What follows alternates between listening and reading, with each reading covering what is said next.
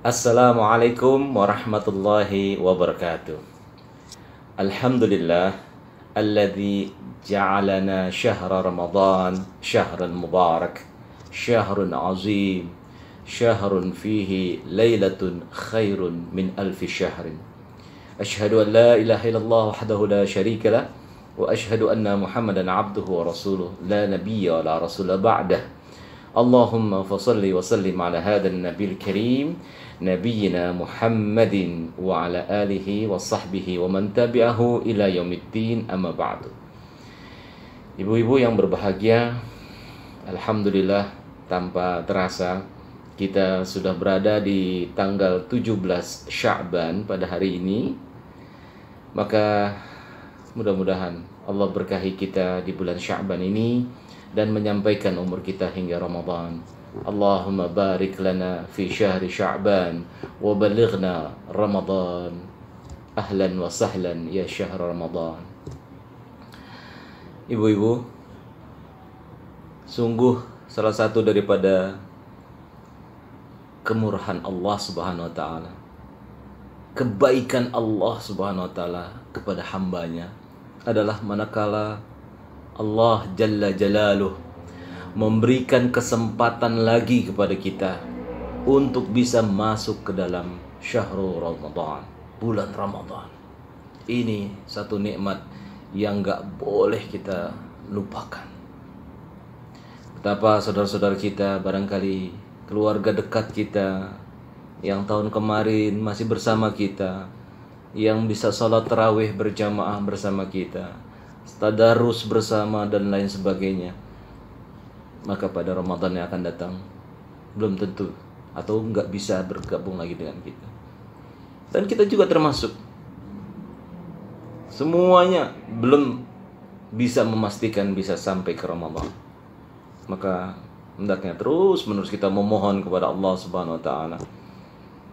Ini kesempatan yang terbaik buat kita. Belum tentu seseorang Ramadan tahun depan bisa ketemu lagi. Maka sesuai dengan apa yang disampaikan oleh Syekh Ibnu Rajab, penulis kitab Syarh Hadis Bukhari dan Muslim, beliau mengatakan bahwa syahru Sya'ban kamuqaddimah li Ramadan, bahwa bulan Sya'ban ini anggap seperti muqaddimah, pembuka untuk masuk ke dalam Ramadan. Maka bagaimana kita dapat mempersiapkan diri kita sebaik-baiknya untuk menyambut bulan agung, bulan mulia, bulan Ramadan. Tentunya seorang yang ahli di dalam olahraga, juara, tidak mungkin dia mendapatkan kesempatan untuk dapat menjadi juara kalau dia tidak berlatih sebelumnya, tidak mempersiapkan dirinya sebelumnya, tidak warming up. Dan perlu kita ketahui bahwasanya Nabi Muhammad SAW mendapat perintah daripada ibadah Ramadan itu di tahun 2 Hijriah. Namun tidak di bulan Ramadan. Beliau mendapatkan perintah itu di tanggal 2 Sya'ban tahun 2 Hijriah, artinya 2 tahun setelah Nabi hijrah ke Madinah. Ini memberikan kesempatan kepada Nabi dan kepada kaum muslimin pada saat itu yang mungkin baru mengenal Islam dan belum pernah selama hidupnya itu melaksanakan ibadah puasa selama 1 bulan penuh. Maka Allah Subhanahu wa taala menetapkan 1 Ramadan atau kewajiban daripada puasa itu di tanggal 2 Sya'ban. Dari 2 Sya'ban sampai 1 Ramadan memiliki kesempatan waktu yang cukup sekitar 27 hari untuk melakukan persiapan. Sahabat-sahabat mencontoh Nabi Muhammad SAW, yang kita kenal bahwa Nabi Muhammad SAW banyak berpuasa sunnah di bulan Sya'ban. Salah satunya adalah untuk bagaimana mempersiapkan diri untuk memasuki Ramadan. Jadi seakan-akan Ramadan itu sudah dirasa, sudah menjiwai jauh sebelum datangnya 1 Ramadan. Maka dari itu apa yang perlu kita siapkan? Pertama, persiapan dari segi ilmu. Mari kita pelajari kembali ilmu-ilmu tentang Ramadan. Jangan sampai berulang pertanyaan-pertanyaan kepada para ustadz, para mubalik di Ramadan. Ustadz, bagaimana sholat tarawih yang afdol? Apa 11 rakaat, apa 23 rakaat? Bagaimana kalau kumur-kumur, batal tidak? Kalau sikat gigi di siang hari, batal apa tidak? Itu pertanyaan-pertanyaan yang terus berulang. Padahal itu membutuhkan energi dan waktu untuk pembahasannya. Sehingga mari kita kaji kembali kesempatan di bulan Sya'ban ini untuk mempelajari kaidah-kaidah tentang ibadah Ramadan, kaifiyat tata caranya, rukun, syaratnya dan sebagainya. Sehingga begitu masuk Ramadan, kita justru langsung sudah melakukan hal-hal yang seharusnya kita lakukan di bulan Ramadan. Yang kedua yaitu persiapan fisik. Fisik ini perlu dijaga, apalagi dalam situasi pandemi seperti saat ini. Bagaimana kita mempersiapkan fisik dengan sebaik-baiknya, mulai dari mengatur pola makan, jangan terlalu banyak. Kami adalah satu kaum yang makan ketika lapar dan berhenti sebelum kenyang. Ini diatur oleh Nabi Muhammad SAW. Ya. Mulai dari bagaimana kita mempersedikit daripada porsi makan kita, karena persiapan nanti untuk masuk Ramadan. Mulai dari fisik kita, jangan terlalu lelah, jangan kita terlalu ngoyo di dalam bulan Sya'ban ini, dalam aktivitas-aktivitas yang akhirnya membuat seseorang itu menjadi tidak berdaya di bulan Ramadan. Yang ketiga yaitu persiapan mental kita. Bagaimana mental kita ini kita siapkan. Jadi aura, suasana, kondisi daripada Ramadan itu sudah kita rasakan sejak sekarang. Di mana kita berupaya untuk menghidupkan suasana tersebut sebelum datangnya bulan Ramadan. Sehingga begitu Ramadan sudah tidak berat lagi seseorang untuk melaksanakan daripada aktivitas-aktivitas di bulan Ramadan tersebut. Berkenaan dengan aktivitas Ramadan, mungkin kita bagi menjadi 3. Yang pertama, ada yang disebut dengan sholat. Yang kedua, itu tentang saum. Ya, kalau dalam bahasa Arabnya itu qiyam. Yang kedua, siyam. Yang ketiga, yaitu tentang aktivitas dari lisan. Apakah itu qiraatul Quran, apakah itu zikir dan doa yang keluar dari lisan kita untuk kita panjatkan dari Allah. Ini secara garis besar ada 3 yang harus kita persiapkan untuk kita lakukan di bulan Ramadan. Yang pertama yaitu kita lihat dari apa yang dilakukan di siang hari. Ya, hanya khusus di siang hari yaitu siyam. Dari kata soma yasumu siyaman, yaitu melaksanakan daripada kegiatan-kegiatan menjaga diri dari hal-hal yang bisa membatalkan daripada puasa itu minal fajri ilal maghrib, dari waktu fajar sampai kepada maghrib. Hal-hal yang membatalkan, hal-hal yang membuat seseorang jadi batal daripada puasa dijaga dengan baik. Itu aktivitas di siang hari. Sehingga hadis Nabi mengatakan man shoma Ramadana imanan wahtisaban ghufira lahu ma taqaddama min zambi. Siapa-siapa yang berpuasa dengan penuh iman dan ihtisaban, dari kata hisab, yaitu betul-betul memperhitungkan diri, yaitu bukan hanya sekedar menahan lapar dan haus, tapi betul-betul dia merasa bahwa saum ini harus dipelihara dari sifat-sifat buruk, dari akhlak-akhlak yang bisa merusak daripada nilai-nilai daripada ibadah puasa itu sendiri. Karena Nabi SAW bersabda, "Man lam yada' qawla zur wal amal bi, falaysa lillahi hajatun fima ay yada'a ta'amahu wa syarabahu."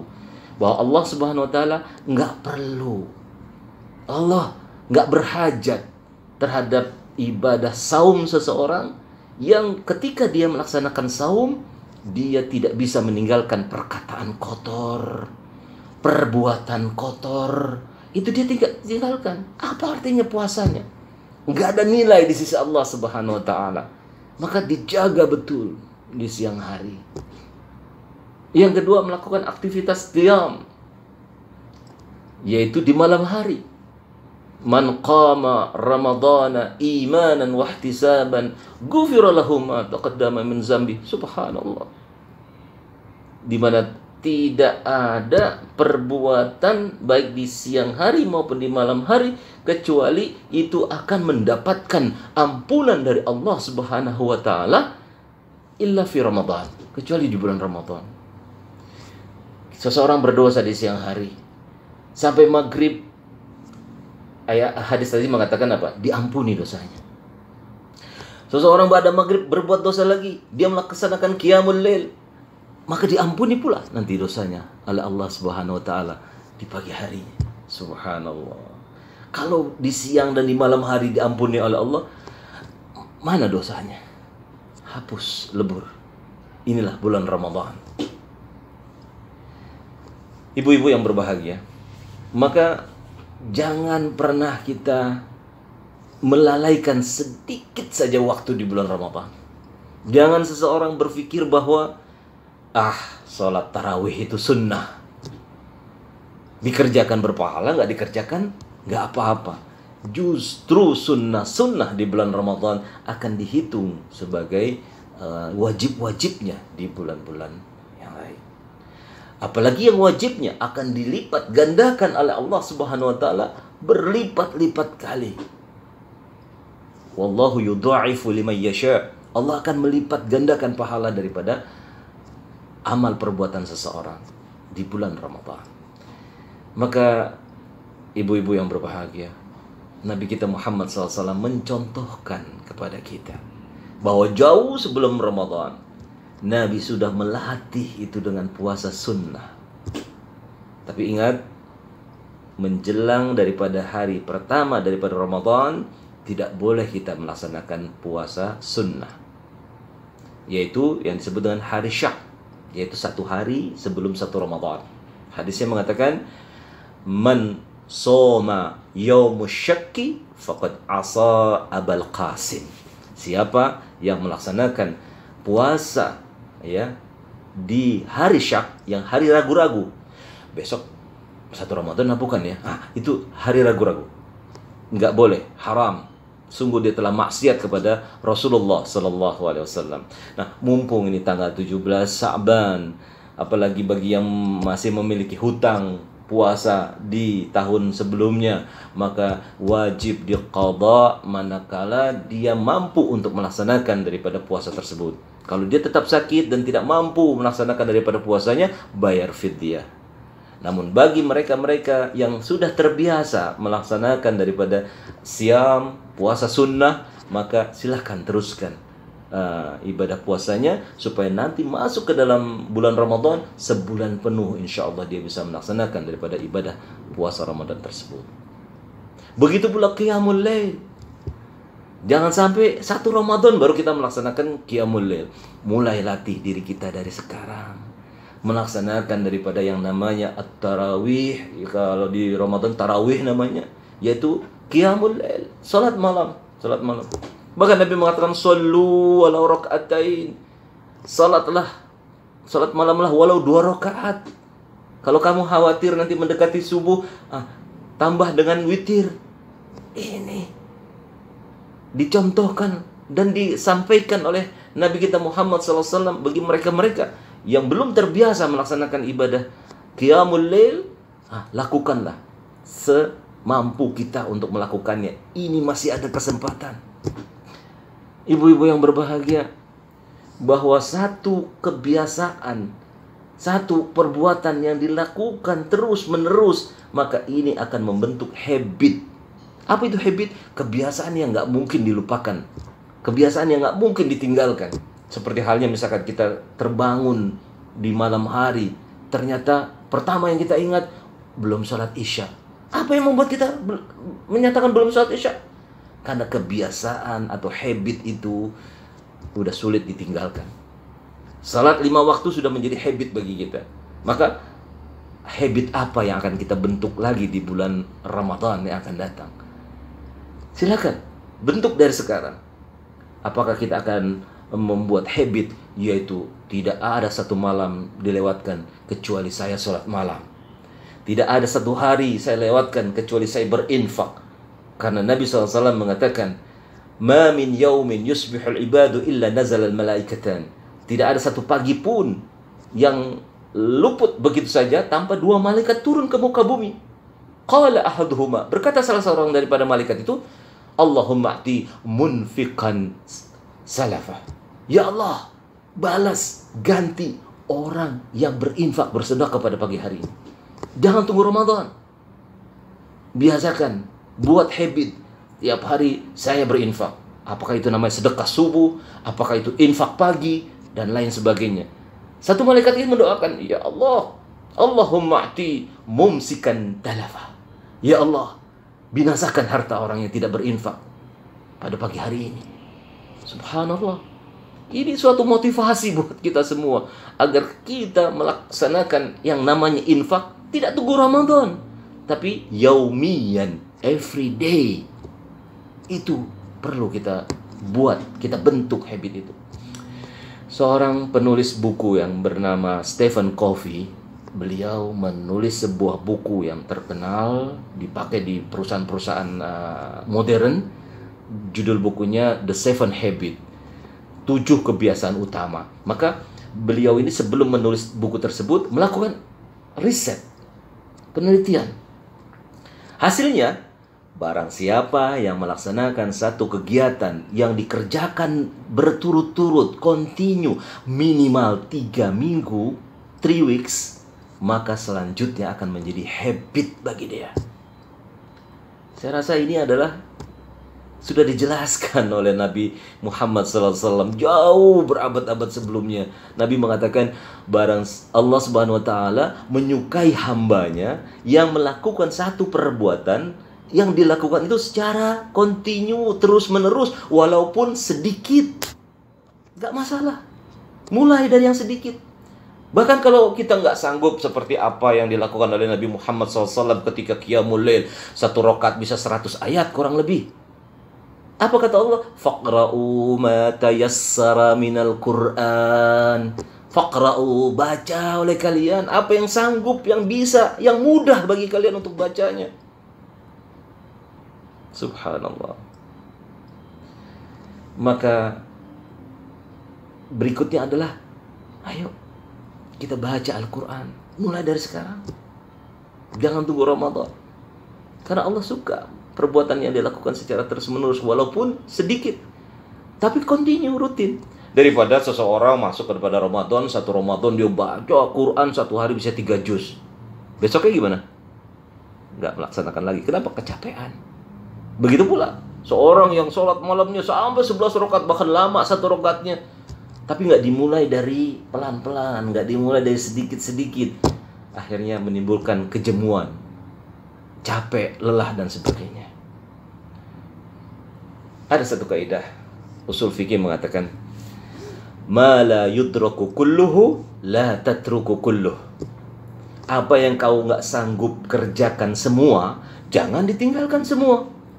Kalau Nabi 11 rakaat dengan 1 rakaat itu panjang-panjang bacaannya, bahkan Nabi sampai kakinya bengkak-bengkak. Kalau kita nggak bisa sanggup seperti beliau, memang kita nggak sanggup, maka jangan sampai ditinggalkan sama sekali itu Qiyamul Lail.